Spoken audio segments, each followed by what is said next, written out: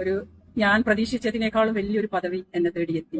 അതിന്റെ സന്തോഷം അറിയിക്കാൻ വേണ്ടി യുണൈറ്റഡ് നേഷൻസ് ഐക്യരാഷ്ട്രസഭയുടെ international president for human rights, ഐക്യരാഷ്ട്രസഭയുടെ ഇന്റർനാഷണൽ പ്രസിഡന്റ് ഹ്യൂമൻ റൈറ്റ്സിന് വേണ്ടി എന്നെ അപ്പോയിന്റ് ചെയ്തു.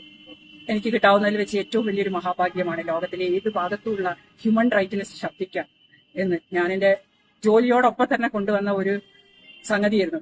ജനങ്ങൾക്ക് വേണ്ടി സഹായം എത്തിക്കാനുള്ള ഒരുപാട് രാജ്യങ്ങളുമായിട്ട് കണക്ട് ചെയ്യാൻ പറ്റിയ ഒരു സംഭവം. പിന്നെ ഐക്യരാഷ്ട്രസഭയിൽ എത്തുക എന്നുള്ളത് ജീവിതത്തിലെ വലിയൊരു ആഗ്രഹമായിരുന്നു. അത് നിങ്ങളെല്ലാവരും പ്രാർത്ഥന കൊണ്ട് സാധിച്ചു. അതുപോലെ എന്റെ പാർട്ടിയുടെ പ്രസിഡന്റും രാംദാസ് അഠാവാലേക്കും എന്നെ എപ്പോഴും ഉയർത്തിക്കൊണ്ട് വന്നവർക്കും വളരെയധികം നന്ദി അറിയിക്കുന്നു. ഒപ്പം എന്നെ കൈപിടിച്ച് ഓരോ സ്ഥലത്തും ഇന്നത് ചെയ്യുന്നു പറഞ്ഞ് എത്തിച്ച് എന്നെ കേരളത്തിലെ ഇലക്ഷൻ തൊട്ട് ഡൽഹിയിലെ ഈ ഇന്ദ്രപ്രസ്ഥത്തിലെ ഒരു റാണിയായി വാഴാൻ, അതുപോലെ ഇപ്പോൾ ഐക്യരാഷ്ട്രസഭയിൽ എത്തിക്കാൻ ഏറ്റവും അധികം പ്രയത്നിച്ച ഡോക്ടർ രാജീവ് മേനൻ, എന്റെ പാർട്ടിയുടെ ദേശീയ ജനറൽ സെക്രട്ടറിക്ക് എത്ര നന്ദി അറിയിച്ചാലും മതിയാവില്ല. ഒരുപാട് പ്രാർത്ഥന.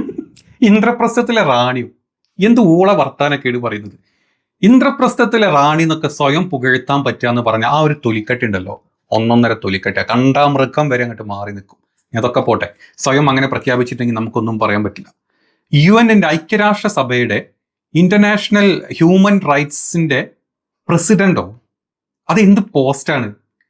നിങ്ങൾ എങ്ങനെ ആളുകൾ, ഈ സംഖ്യകളെ നിങ്ങൾക്ക് എങ്ങനെ പറ്റിക്കാൻ പറ്റുന്നത്? ഇപ്പോഴത്തെ കറന്റ് UN ഹ്യൂമൻ റൈറ്റ്സ് കൗൺസിലിന്റെ പ്രസിഡന്റ് ആയിട്ടുള്ളത് 2024 ഡിസംബർ 9 തെരഞ്ഞെടുത്തിട്ടുള്ളത് മിസ്റ്റർ ലൂപ്പറാണ്.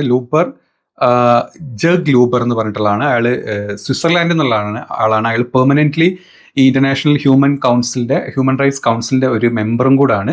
2024 അയാളെ തെരഞ്ഞെടുത്ത് 2025 മുഴുവൻ വർഷത്തോട്ട് തെരഞ്ഞെടുത്തിട്ടുള്ള ആളാണ്. ഈ നെക്സ്റ്റ് ഇലക്ഷൻ ഉണ്ടാവുന്നത് ഡിസംബർ 2025 അടുത്ത ഇലക്ഷൻ ഉണ്ടാവുക നെക്സ്റ്റ് ഇയറിന് വേണ്ടിയിട്ടുള്ള. അപ്പൊ ഇത്രയും കാര്യങ്ങൾ വളരെ ഓപ്പൺ ആയിട്ട് നമ്മുടെയൊക്കെ ഫ്രണ്ടിൽ, അല്ലെങ്കിൽ നമുക്ക് എല്ലാവർക്കും അറിയുന്ന ഒരു കാര്യങ്ങളുള്ള സമയത്ത് ഇങ്ങനെ വന്നിട്ട് കളവ് അല്ലെങ്കിൽ ഇങ്ങനത്തെ ന്യൂസ് ഇവർക്ക് എങ്ങനെ പടച്ചു വിടാൻ പറ്റുന്നത്?